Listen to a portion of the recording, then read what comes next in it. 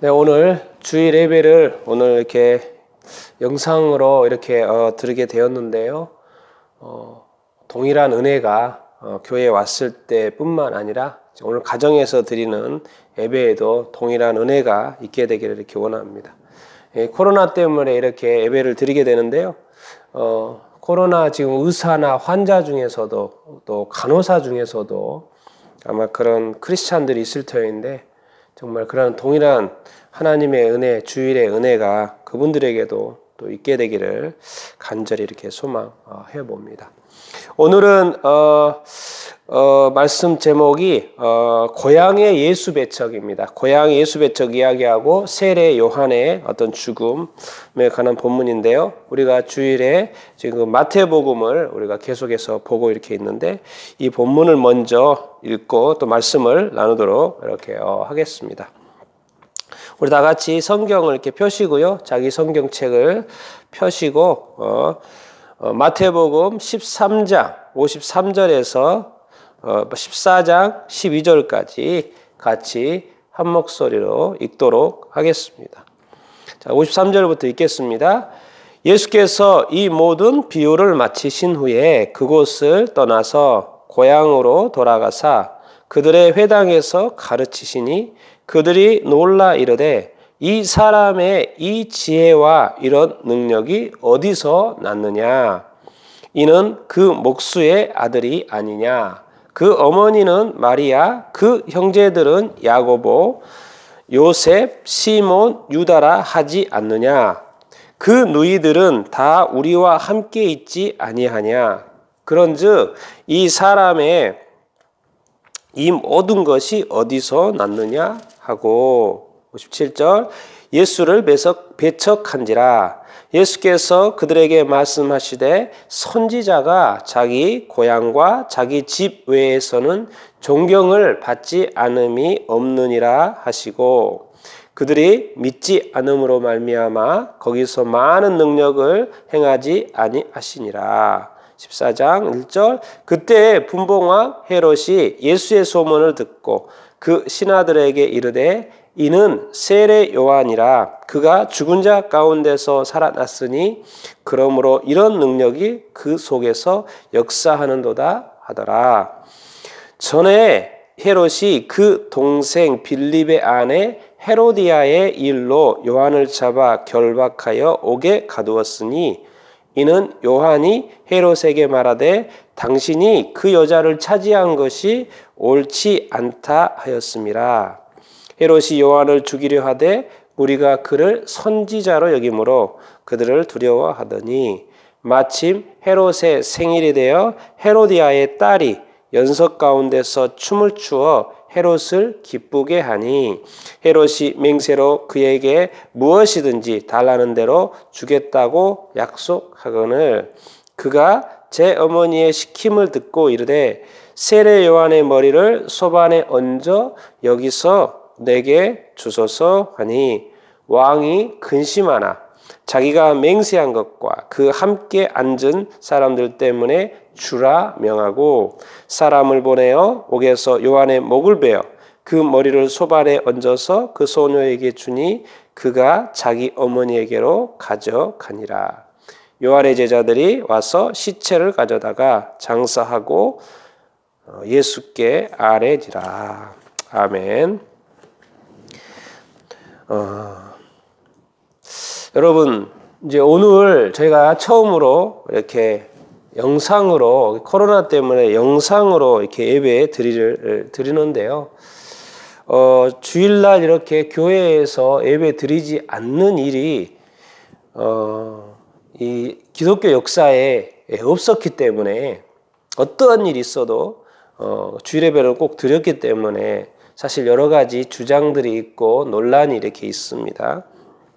그래서 주일날 예배 이럼에도 불구하고 주일날 예배 드려야 되지 않느냐라는 의견도 정말 존중하고 또 맞다는 거 말씀드리고 또 이제 이런 상황 속에서 또 성도들이 병원에 전염되는 것을 또 예방하는 차원에서 교회가 또 그런 결정을 또 내리는 거에 대해서는 또 나쁜 의도로 하는 게 아니고 또 성도들을 교회를 또 보호하는 차원에서 또 한다고 저는 생각을 하기 때문에 그것도 또 존중할 필요가 있다고 생각을 이렇게 합니다.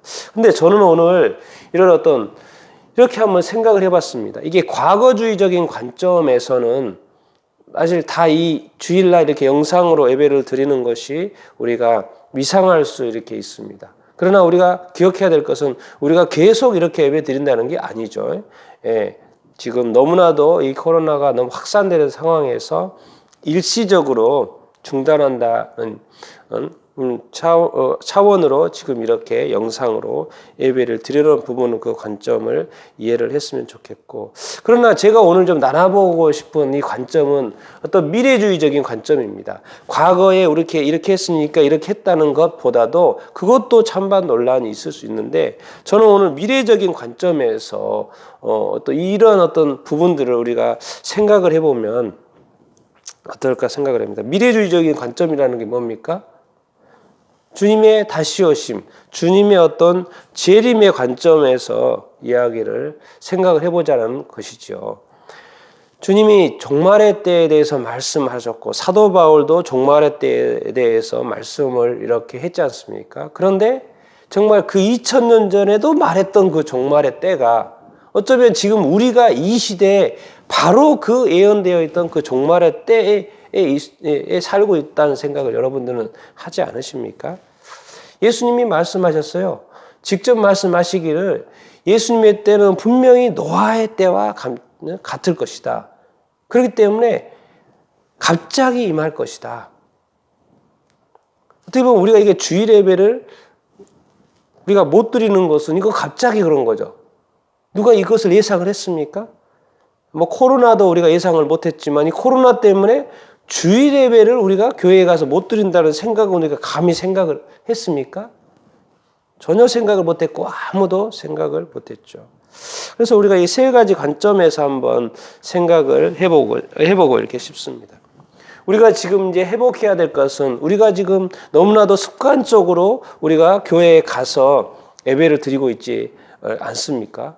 정말 우리가 드리는 주일 예배가 정말 주님이 받으시는 합당한 이렇게 예배였을까요? 왜 주일의 예배가? 여러분, 주일날 예배에는 다 열심히 찬양하죠.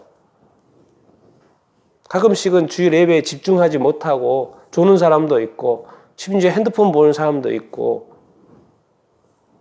그런 사람도 가끔씩 이렇게 보게 되는데 그러면 안 되죠. 우리는 지금 하나님 앞에서 드리는 예배이기 때문에. 그런데 이제 주일 예배 한두 시간은 우리가 너무 열심히 드리죠. 그러나 주일날 예배가 끝나고 교회에 문을 나선 이후부터의 삶은 우리가 어떻습니까? 우리가 이런 이것을 어떤 교회에 와서 예배드리지 못하는 걸 통해서 우리가 어떤 건물 성전이 아닌 정말 이 몸된 성전, 참 성전. 요한계시록의 맨 마지막에 보면 새 예루살렘에 건물 성전이 없습니다. 뭐라고 가르쳐 주십니까? 하나님 자신과 예수 그리스도 자신, 어린 양 예수 그리스도 자신이 성전이라고 말씀을 이렇게 하고 있습니다. 그러니까 우리가 어떤 건물 중심의 어떤 신앙생활에서 하나님 자신의 중심의 신앙생활, 이 존재 중심의 신앙생활, 이 교회의 어떤 본질, 우리가 교회인 것, 이 교회로서 영이신 하나님을 우리가 예배한다는 이 본질, 교회의 본질, 우리가 예배의 본질을 회복할 수 있어야 되지 않겠습니까? 자, 두 번째로는 여러분, 교회에 대한 대환란이 예고되어 있습니다. 저는 이제 과거적인 관점이 아니고 미래적인 관점에서 성경에는 종말의 시대에 대환란이, 교회에 대한 대환란이 예고되어 이렇게 있습니다. 여러분이 지금 요즘에 어떤 중국 교회, 중국에서 우한 바이러스가 발생을 이렇게 했는데요. 중국에서는 최근에 얼마나 많은 교회에 핍박이 있었습니까? 가정교회가 십자가가 무너지고 가정교회 목사들이 체포되고 가정교회가 세워졌던 건물이 폭파되고 파괴되고, 여러분들 이런 모습들을 볼 때 어떤 생각이 듭니까? 당연하다고 생각이 드십니까? 아니면 중국 교회니까 상관없다고 생각을 하십니까? 아니면 정말 내 교회처럼 느껴지고 그들의 아픔이, 그럼에도 불구하고 자기들이 예배를 또 믿음을 지키겠다고 말하는, 감옥에 가더라도 지키겠다고 말하는 그런 어떤 중국 성도들의 말을 들으면 마음이 어떻습니까? 여러분, 지금 북한의 지하교회들, 그 오랫동안 지하교회에서 자기의 목숨을 걸고 예배드리는 우리 성도들, 여러분, 그들을 위해서 우리가 기도를 했습니까? 우리 한국교회가 정말 그들의, 우리가 이렇게 편안하게 예배 드리면서 그들의 그 안타까운 상황 속에서의 예배, 목숨 걸고 드리는 예배, 정말 이슬람권에서 목숨 걸고 그 믿음을 지키는 사람들, 우리가 정말 생각을 하고 그들을 위해서 기도를 이렇게 하고 있습니까? 이제 자꾸 뉴스 나오는 게 그럽니다. 이제 올해요, 종교 대통합 회의를 한다고 이야기합니다. 종교 대통합 회의. 이제 예수 그리스도의 어떤 유일한 구원자 이 시대에서 이제 회의를 해가지고 우리 같이 화합하고 평화롭게 하나 되자. 예수 그리스도도 교회에도 구원이 있고 다른 종교에도 구원이 있다라는, 우리가 어떻게 보면 예수님께 배도하는 그런 종교 대통합 회의가 지도자들 가운데, 종교 지도자들 가운데 있다는 이야기를 제가 알고 있습니다. 여러분, 그 종교 대통합 이후에 교회가 예수 그리스도만이 유일한 구원자라고 외쳤을 때 교회에 핍박이 오지 않겠습니까? 지금도 그렇고 과거에도 그랬고, 이제 이 회의가 통과 회의가 된 다음에는 더 그렇지 않겠습니까? 이러한 어떤 약간 예고편 같은 그런 느낌이 들지 않습니까? 우리를 깨우는 거죠. 이걸 통해서 우리가 깨어나는 것이죠. 세 번째는 교회 사역의 어떤 회복. 이 교회의 본질은 무엇입니까? 주님이 다시 오신다라는 미래의 관점. 이제 이런 일들이 일어났을 때 하나님의 나라가 아주 가까이 왔다라고 예수님께서 말씀하셨지 않습니까? 종말에 대해서 예수님이 직접 공생의 사역 동안을 하셨을 때 그것을 준비하는 어떤 입장에서 우리의 영혼이 구원받는 것, 아직도 예수 그리스도를 믿지 않는 사람들이 예수 그리스도를 믿고 구원받는 것, 아주 이렇게 합니다. 지금까지는 어떻게 보면 내 교회였고, 정말 내 교회만 중요했지, 그 옆에 있는 교회나 다른 교회들에는 별로 관심이 이렇게 없었죠. 그래서 지금 어떤 교회에 대한 어떤 핍박이 이루는 상황에서 어떤 교회의 어떤 연합, 또 교회의 어떤 하나됨, 하나님의 뜻을 위해서, 교회의 어떤 핍박을 위해서, 핍박이 온다면 우리 교회는 스스로 하나 될 수 있고 연합을 할 수 있어야 되죠. 그렇지 않겠습니까? 그리고 교회에는 끊임없이 이 전도와 어떤 선교, 이 선교는 계속 돼야죠. 왜? 이 땅 열방 가운데 잃어버린 영혼들이 아직도 너무나도 많기 때문에 선교사님들을 후원하고 선교사님들을 이렇게 기도하고,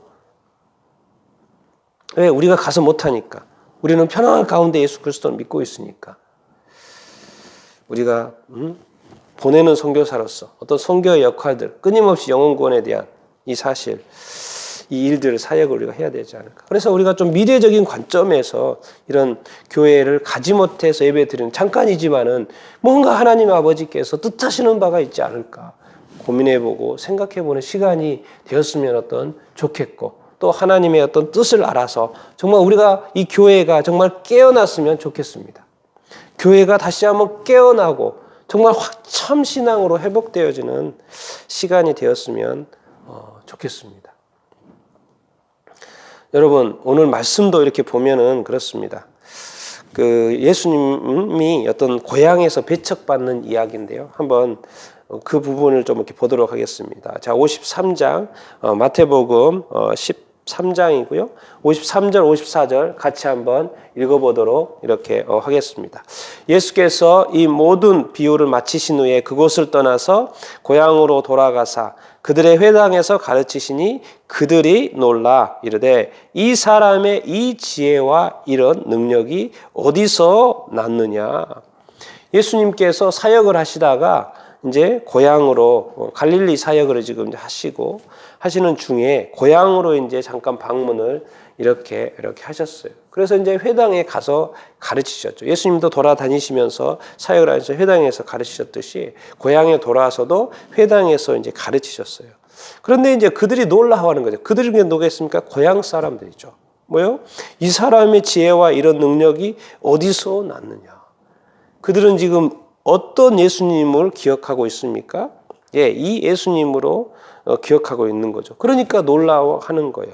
어떻게 해요? 55절, 56절. 읽어보겠습니다. 이는 그 목수의 아들이 아니냐. 그 어머니는 마리아. 그 형제들은 야고보, 요셉, 시몬, 유다라 하지 않느냐. 그 누이들은 다 우리와 함께 있지 아니하냐. 그런즉 이 사람의 이 모든 것이 어디서 났느냐. 그러니까 이 고향 사람들에게 익숙한 예수님의 모습은 뭡니까? 지난 30년 동안에 요셉의 아들로서 마리아의 아들로서 또 예수님은 이제 성령으로 잉태하여 태어났지만은 이제 그 이후에는 마리아와 요셉이 함께 또 잠자리를 해서 태어났죠. 예. 우리 아들들이 있었고 누이들이 있었고 그 이름들이 언급되어 있지 않습니까? 이 형제들이 있고 누이들이 있었죠. 그 30년 동안 같이 자란 그 모습에 아주 익숙해 있죠. 그래 예수님에 대해서 그 예수님과 이야기도 나눴을 것이고 교제도 했을 것이고 너무나도 잘 알고 있죠. 그러니까 그 예수님 30년 동안 함께했던 그 예수님으로만 나사렛 사람들이 고향 사람들이 기억을 이렇게 하고 이렇게 있죠. 그러니까 그 이상을 넘어가기가 쉽지 않죠. 그러니까 궁금한 거예요. 우리가 이 가족들 너무나도 잘 알고 있는데 이 사람의 이 모든 것은 또 놀랍거든요. 도대체 엄청난 기적들을 행하고 사람들이 할 수 없는 일들을 막 해가고 놀라운 말씀들을 막 선포를 하고 그러니까 이제 고향 사람들에게도 혼란이 이렇게 오죠. 그런데 예수님 우리가 이제 이 말씀을 기억을 해야 됩니다. 마태복음 12장 정말 예수님의 가족 마태복음 12장 여기에서는요 실질적으로 예수님의 앞에는 지금 고향 사람들이 이야기하는 것이지만 회당에서요 실질적으로 예수님이 사역하는 가운데 가족이 실제로 찾아왔습니다. 가족이 찾아왔을 때 상황에서 예수님이 이렇게 말씀하세요. 밖에 가족들이 찾아왔습니다라고 말을 하니까 예수님이 이렇게 말씀하시죠. 마태복음 12장 49절 50절 읽겠습니다. 시작. 손을 내밀어 제자들을 가리켜 이르시되 나의 어머니 나의 동생들을 보라. 누구든지 하늘에 계신 내 아버지의 뜻대로 하는 자가 내 형제요 자매요 어머니이니라 하시더라. 자, 지금까지 고향 사람들에게는 익숙한 게 마리아 요셉의 아들 예수거든요. 그런데 이제 예수님이 공생애를 시작한 이후부터는 뭡니까? 예수님의 가족은 지금 누가 된 거예요? 제자들이 된 거죠. 그러면서 하나 말씀을 달아놨죠. 제자들은 누구냐? 혈통적 가족이 아니고 누구든지 하늘에 계신 내 아버지의 뜻대로 하는 자.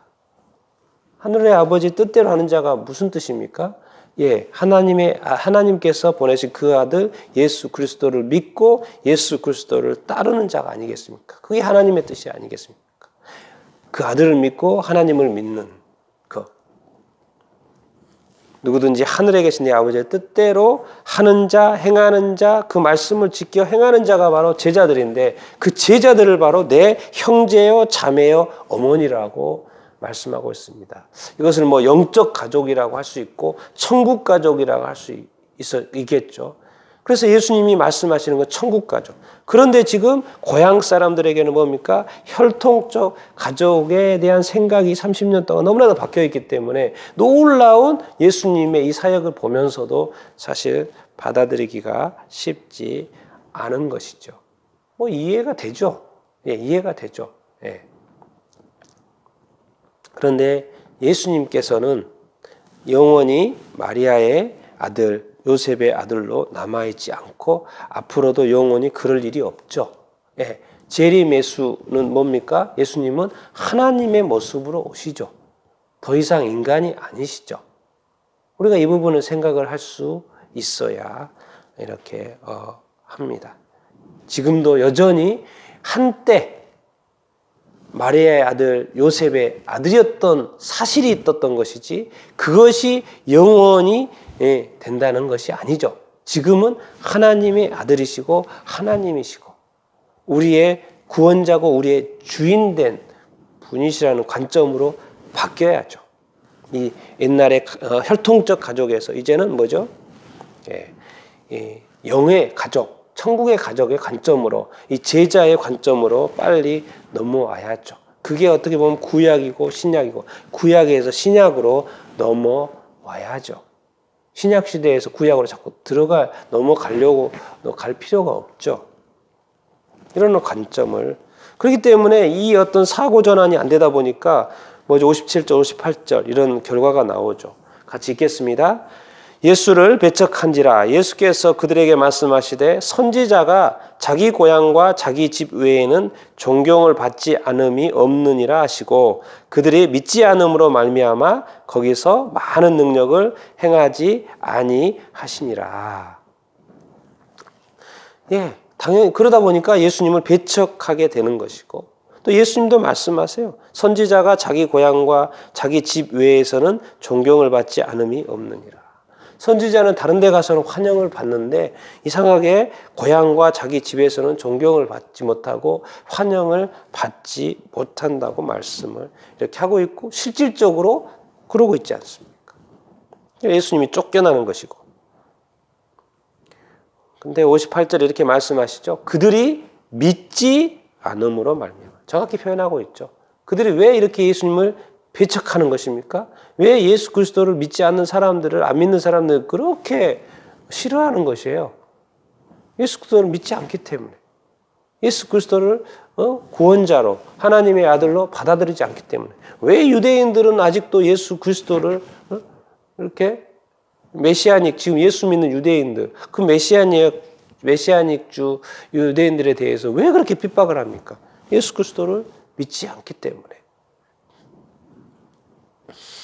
그러는 거 아니겠습니까? 뭐로 믿지 않는다는 거요? 하나님의 아들로 믿지 않는다는 것이죠. 여전히 혈통적 예수 그리스도. 이 세상에 이런 어떤 관점들이 있어서 예수를 배척하는 것이고 그들을 믿지 않는 것이고. 그래서 우리는 얼마나 이렇게 감사합니까? 예수 그리스도를 이렇게 믿고 있다는 것이 얼마나 은혜이고 감사합니까? 여러분들 감사할 수 있게 되기를 바랍니다. 예수 믿는 것을 정말 우리가 감사할 수 있게 되기를 바라요. 예수 믿는 것도 그냥 단순한 게 아니에요. 이 구원받는 게 쉬운 것이 아닙니다. 이 구원이라는 게 뭡니까? 영원의 강을 건너는 거 아십니까? 이 지옥의 강에서 지옥에서 천국으로 영원에서 영원으로 옮겨지는 것이 사실 쉬운 게 아니죠. 그런 관점에서 이렇게 보면 좀 더 이런 말씀들이 이해가 이렇게 되죠. 그래서 다시 한번 이 구원받은 거에 대해서 예수 믿는 거에 대해서 감사할 수 있는 우리가 다 될 수 있게 되기를 축원합니다. 여러분 오늘 두 번째 이야기는 바로 헤로드 왕 이야기고 세례 요한의 죽음입니다. 한번 1절 2절 같이 한번 읽어보겠습니다. 그때 분봉왕 헤롯이 예수의 소문을 듣고 그 신하들에게 이르되 이는 세례 요한이라 그가 죽은 자 가운데서 살아났으니 그러므로 이런 능력이 그 속에서 역사하는도다 하더라. 자, 예수님 그 당시에 분봉왕 헤롯이십니다. 헤롯이라는 이름이 나왔고요. 분봉왕이라는 이름이 나와 이렇게 있고 또 예수의 소문이 지금 분봉왕 헤롯한테 들렸다는 것이고 그러니까 그냥 신하들에게 분봉왕 헤롯 이야기를 이거 세례 요한 아니야? 그가 죽은 자 가운데서 살아났으니 그러므로 이런 능력이 그 속에서 역사하는도다. 세례 요한 뭐요? 분봉왕 헤롯이 죽였거든요. 왜 죽였습니까? 그 이야기가 이제 다음에 이야기에 나오죠. 분봉왕이라는 이야기가 왕은 무슨 뜻입니까? 원래 뜻은 이제 4분의 1이라는 것인데 그 이제 어떤 영지를 땅을 나눠서 다스리는 왕이거든요. 어떤 지역. 그것에 대해서 왜 분봉왕이라는 것은 이제를 설명을 이렇게 한번 이렇게 이걸 보면서 설명을 이렇게 하도록 하겠습니다. 원래는 지금 여기서 헤롯 분봉왕 헤롯이라는 사람은 누구냐면 이 사람입니다. 이 사람. 헤롯 안티바스입니다. 안디바. 헤롯 안티바스 안디바입니다. 지금 여기서 분봉왕 헤롯. 지금 세례 요한을 죽인 사람은 이 사람이죠. 헤롯 안티파스 안디바죠. 그런데 원래는 이 헤롯 왕 대왕이 있었죠. 헤롯 대왕. 헤롯 대왕이 있었고요. 보면은 이제 아내가 여러 명이죠. 아내가 여러 명이고 이 클레오파트라는 이집트 여왕 클레오파트라가 아닙니다. 그리고 아내도 여러 있었고 그리고 아내 중에는 이두메인도 있었고 유대인도 있고 사마리아인들이 이렇게 있었습니다. 그런데 이 안티파스는 말다스라는 사마리아 여자 헤롯 대왕의 아내의 아들인 거죠. 두 아들이 있습니다. 아켈라오와 안티파스 안디바. 이 아켈라오는 누굽니까?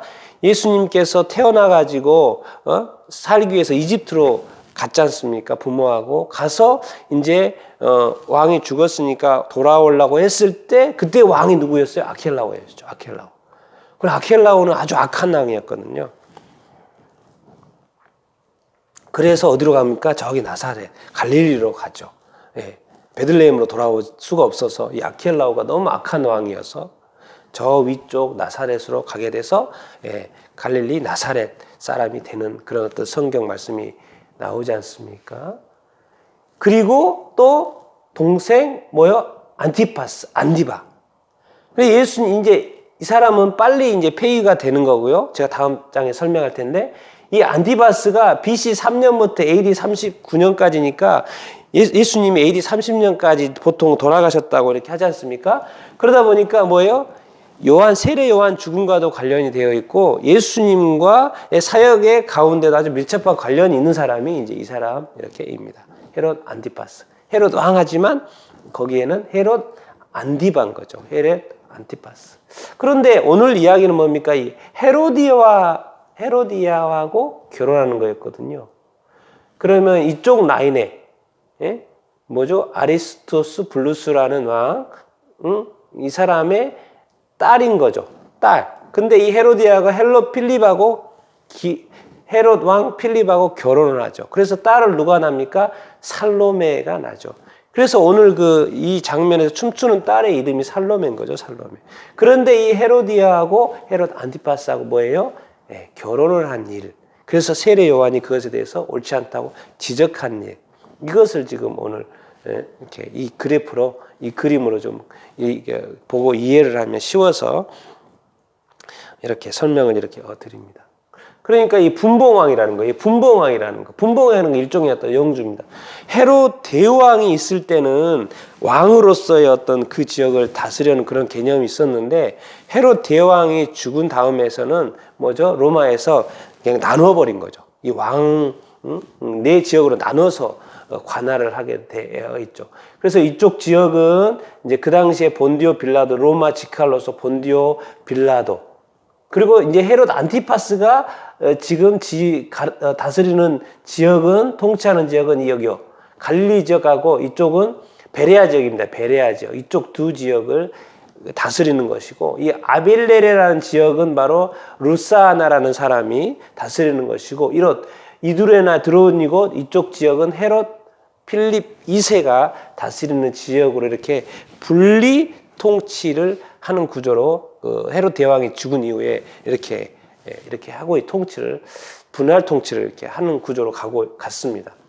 아켈라가 원래는 이쪽 유대와 이 사마리아 지역을 다스리는 왕이었는데 너무 악하게 다스리니까 유대인들이 로마에 고발을 해가지고 AD 6년에 폐위가 됐습니다.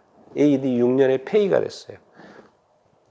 그래서 이쪽은 또 로마 총독 지칼 본디오 빌라도가 다스리는 지역으로 이렇게 되어서 이제 예수님이 본디오 빌라도하고 관련이 돼 있고 헤롯 안디바하고 사역 가운데 관련이 되어 있고, 오늘 이제 세례 요한이 헤롯 안디바에 의해서 이제 죽었던 이야기 이렇게 이야기, 이런 이야기입니다. 이런 스토리고요. 한번 3절, 4절, 5절 읽겠습니다. 전에 헤롯이 그 동생 빌립의 아내 헤로디아의 일로 요한을 잡아 결박하여 옥에 가두었으니 이는 요한이 헤롯에게 말하되 당신이 그 여자를 차지한 것이 옳지 않다 하였습니다. 헤롯이 요한을 죽이려 하되 무리가 그를 선지자라 여김으로 그들을 두려워하더니 이제 전에 이제 헤롯 왕이 요한을 죽었던 이야기를 이제 설명을 하는 거죠. 전에 그랬다는 거예요. 전에 지금 죽이는 게 아니고 전에 죽였던 그 일들을 설명을 하고 있죠. 앞에 설명드렸죠. 이 헤롯은 헤롯 안디바 왕이 그 동생 빌립 헤롯 빌립 왕이 있었잖아요. 빌립의 아내 헤로디아가 있었잖아요. 헤로디아의 일로 요한을 옥에 가두었다 이렇게 말을 하고 있습니다. 그런데 요한이 헤롯 왕한테 말을 해요. 당신이 그 여자를 차지한 것이 옳지 않다. 이것은 근거가 있죠. 그냥 단순히 어떤 도덕적인 것을 지적한 것이 아니고 우리 지금 레위기 18장 16절 한번 읽어보겠습니다. 너는 내 형제의 아내의 하체를 범하지 말라. 이는 내 형제의 하체니라. 뭔 말입니까? 형제의 아내의 하체를 범하지 말라는 것은 뭐예요? 예. 결혼해서는 안 된다는 이야기죠. 범한다는 것은 범해서도 안 될 뿐만 아니라 또 이것은 더 나아가서 결혼을 하면 안 되는 것이죠. 형제 아내의 하체를 범하지 말라고 되어 있습니다. 그러니까 요한의 관점에서는 동생의 아내를 차지하는 것이 옳지 않다고 지적을 할 수 있는 거죠. 그러니까 세례 요한의 지적은 말씀에 근거한 것이고 정확하게 지적하시고 그것에 의하면 옳지 않다고 말하는 것입니다. 여러분 이런 어떤 장면 속에서 그 당시 헤롯 안디바 왕은 그 당시에 세상 권력 아닙니까? 이 막강한 세상의 권력 앞에 세례 요한이 도대체 누구라고 식민지 백성의 아주 한 사람에 불과한 어떻게 보면 조그만한 세례 요한이 헤롯 대왕의 어떤 잘못에 대해서 지적을 한다? 그것에 대해서 옳지 않다고 말을 한다? 왕의 한마디면 사람도 목숨도 왔다 갔다 하는 그런 시대에 그 당시에 옳지 않다고 말씀에 근거해서 주장할 수 있다? 놀랍지 않습니까? 여러분 우리가 거짓 가운데 진리를 여러분 주장할 용기가 있습니까? 정말 예수만이 구원자라고 이 종교 통합 시대에 정말 끝까지 목숨 걸고 주장할 수 있습니까? 지금 이 세상의 많은 문화들이 성경에 반하는 문화로 가고 있습니다. 이 문화 속에서도 정말 성경의 말씀이 진리이고 우리는 이 말씀을 맞다라고 끝까지 목숨 걸고 주장할 수 있습니까? 정말 이 수많은 거짓 가운데 정말 이 세례 요한처럼 양심 선언할 수 있습니까? 아니면 그냥 이 세상의 문화에 파묻혀서 끝까지 거짓 가운데 용기를 내지 못하고 사실대로 말하지 못하고 진실대로 말하지 못하고 그렇게 살겠습니까?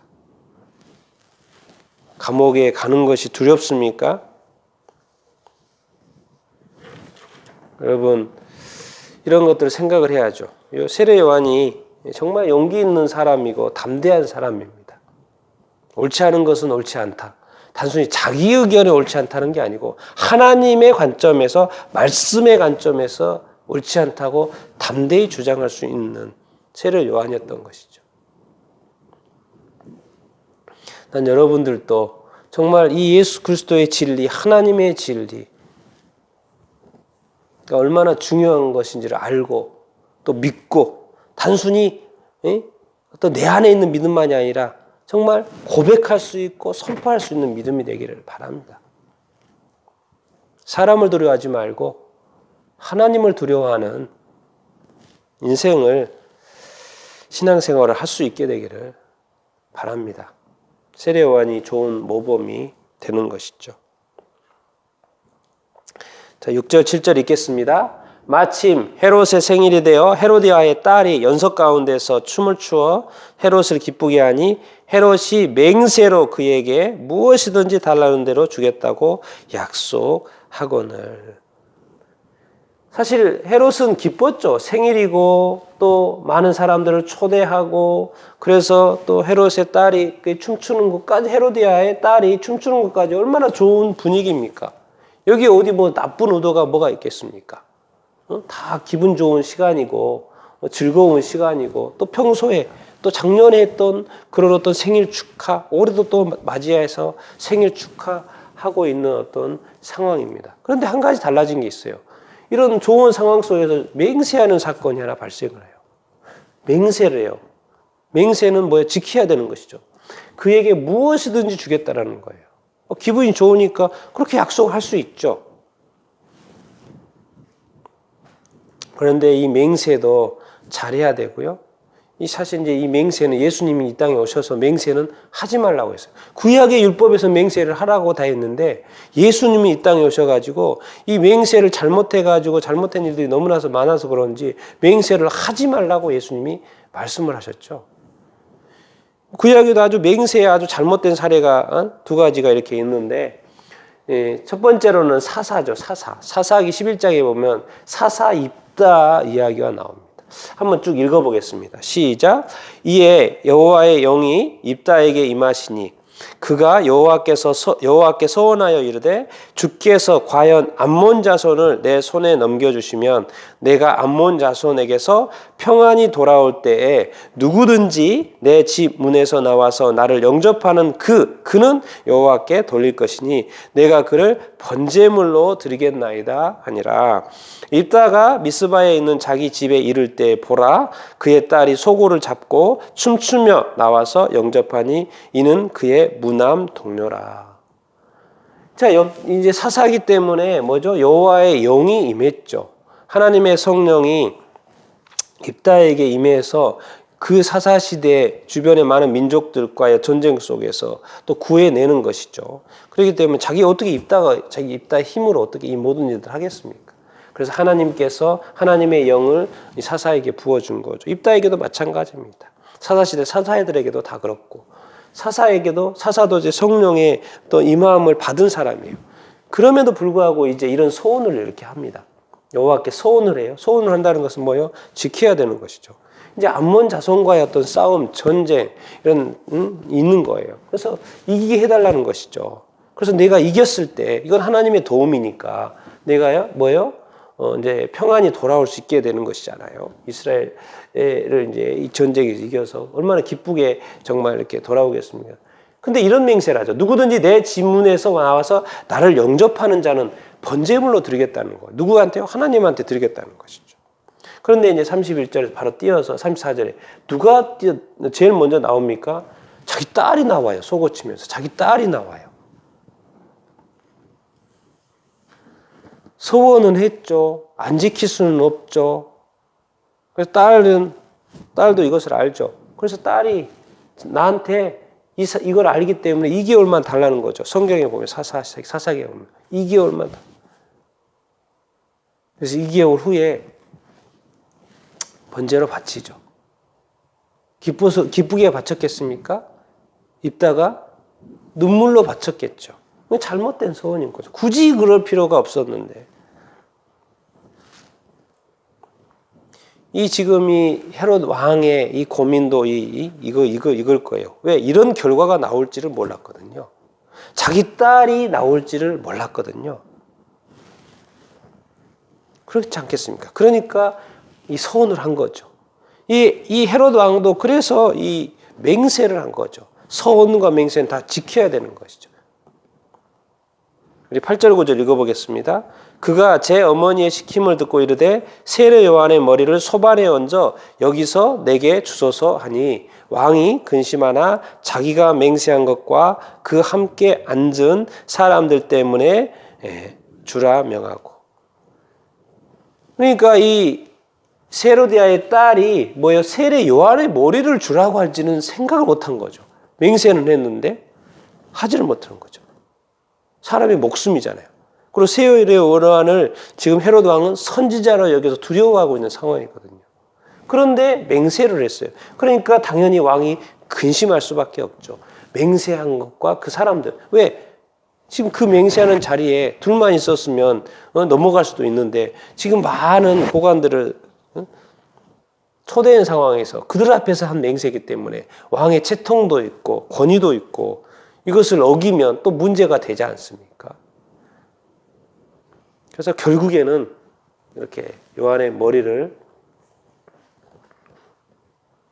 이렇게 되죠. 10절 11절 읽겠습니다. 사람을 보내어 옥에서 요한의 목을 베어 그 머리를 소반에 얹어서 그 소녀에게 주니 그가 자기 어머니에게로 가져가니라. 예, 요한이 이렇게 해서 죽게 됩니다. 뭐 때문에요? 헤로드 왕의 생일날 헤로디아의 딸이 춤추고 나서 그들은 축하였는지 모르지만 결국 세례 요한은 이렇게 죽게 되는 것이죠. 참 안타까운 것이겠죠. 만약에 맹세만 하지 않았다면 또 이런 일들이 일어나지 않을 수 이렇게 있었겠죠. 그러니까 우리가 이 말이라는 것이 얼마나 중요하고 또 특히나 맹세라는 것은 또 얼마나 중요합니까? 맹세는 약속이잖아요. 지켜야 되는 거잖아요. 나 혼자 하는 게 아니고 대중한테 하는 것이고 다른 상대와 하는 것이고 또 하나님께 하는 거잖아요. 사람에게 하는 것은 때로는 그것이 하나님께 하는 것하고 마찬가지입니다. 사람을 사랑하는 것은 뭐죠? 하나님을 사랑하는 거랑 마찬가지. 예수님도 새 계명을 주는 너희도 서로 사랑하라고 말하는 거죠. 예수님도 맨 마지막에 마태복음 25장에 그러지 않습니까? 양과 염소를 모든 민족을 양과 염소로 구분해 가지고 가장 작은 자에게 한 것이 나에게 한 것이라고 말하지 않습니까? 우리는 분명히 양에 속한 사람들은 사람들에게 한 것일 뿐인데 예수님은 나에게 한 것이라고 말해요. 여러분, 우리가 이 사람에게 하는 것, 사람에게 말하는 것, 사람에게 약속하는 것, 그것은 하나님께 하는 것이다라는 것을, 주님께 하시다라는 것을, 사람을 대할 때 주께 대하듯 하려야 된다는 것을 우리가 기억했으면 좋겠습니다.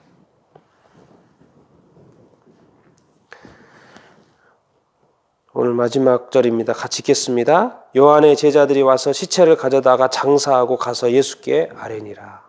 예, 요한은 죽었고요. 이제 장사를 지내죠. 시체 가져다고 예수님께 아뢰. 그래서 요한은 마케르스 토굴 감옥에서 쓸쓸히 이제 죽어 갔던 것이죠. 역사적인 사실이고 요한의 죽음이 여기서 이렇게 끝나고요. 죽음으로 이렇게 끝나고 근데 이제 어떻게 보면 예수님 중심적으로 나가는 것이죠. 네, 예수님 중심적으로. 어떻게 보면 요한의 때가 여기까지라고 볼 수 있겠죠. 안타까운 죽음이지만 하지만 요한의 때가 여기까지라는 것을 우리가 이렇게 알 수 있고요. 이제 본격적인 예수님의 시대에 어떻게 보면 이런 걸 보면서 요한은 자기는 죽고 예수 사는 그런 거죠. 예수는 흥해야 되고 나는 망해도 괜찮고 나의 시대는 끝나고 이제 예수의 시대가 돼야 되는 것이죠. 이제 예수님의 어떤 사생활, 그 가족, 혈통적인 가족, 사실 혈통이라고 해도 예수님은 성령으로 잉태했기 때문에 정확히 말하면 혈통이 아니죠. 그 혈통적인 그래서 쉽게 이야기해서 혈통적인 가족의 시대에서 공생애, 우리가 지금 혈통적인 가족으로 이렇게 태어나서 살고 있지 않습니까? 그래서 우리 가족이 있지 않습니까? 그 가족에서 이제 예수 믿는 뭐죠? 영적인 가족, 제자된 어떤 삶을 우리가 살아나는 시대. 그래서 이 제자된 삶에는 누가 중요합니까? 예수 그리스도가 이렇게 하죠. 예수 그리스도는 누구를 따르는 사람입니까? 제자를 따르는 사람입니다. 가족을 다 버리라는 게 아니고 가족을 버려도 된다는 이야기도 아니고 예수님은 또 믿는 자들의 가정을 더 챙겨야 된다고 말씀도 하셨고 가족을 또 소중히 이렇게 여기셨고 또 가족도 사람이고 사랑해야 될 사람이지 않습니까? 그런데 중요한 것은 예수님 뜻, 하나님의 뜻, 하나님의 말씀, 이 천국 가족도 중요하다는 해달라는 거죠. 그래서 지금 우리가 이 코로나 때문에 같이 모이지 못하고 같이 믿는 사람들의 가족을 사람들을 지체들의 얼굴을 보지 못하고 교제를 못하는 것이 얼마나 안타깝습니까? 다시 이제 모이게 되면 정말 그 주일 예배는 더 뜨거울 거라고 믿습니다. 정말 최선을 다하여서 드리는 주일 예배가 될 것이라고 믿습니다. 그리고 정말 주일 예배도 중요하지만 우리의 삶도 중요하구나. 주중의 삶도 중요한 것을 아주 깊이 깨닫게 될 것입니다. 그러니까 이렇게 됨으로 말미암아 이 짧은 시간 이런 걸 통해서 교회도 더 풍성해지고 우리 삶도 더 풍성해지고 이 세상도 더 이 세상에서 어떤 빛과 소금의 사람들이 더 드러날 것이 교회로 더 드러날 것이기 때문에 얼마나 감사한 일인지 감사할 일들이 생길지 상상을 이렇게 해 봅니다. 나는 여러분들이 오늘 요한 세례 요한의 어떤 죽음을 통해서 정말 세례 요한처럼 담대하게 권력을 무수하는 게 아니고 진리를 선포하고 말씀을 선포하고 하나님을 선포하고 예수 그리스도를 선포하고 하는 그런 더 담대한 믿음을 가질 수 있게 되기를 바라고 결국은 나 죽어서 누가 드러나야 된다? 예수 드러나야 된다라는 것. 그래서 우리가 기억하고 정말 예수님의 영광을 위하여 하나님의 영광을 위하여 이 땅에서 우리의 나머지 어떤 삶을 살아가는 여러분들이 다 될 수 있게 되기를 예수님의 이름으로 축원드립니다. 아멘. 우리 같이 한번 기도하십시다.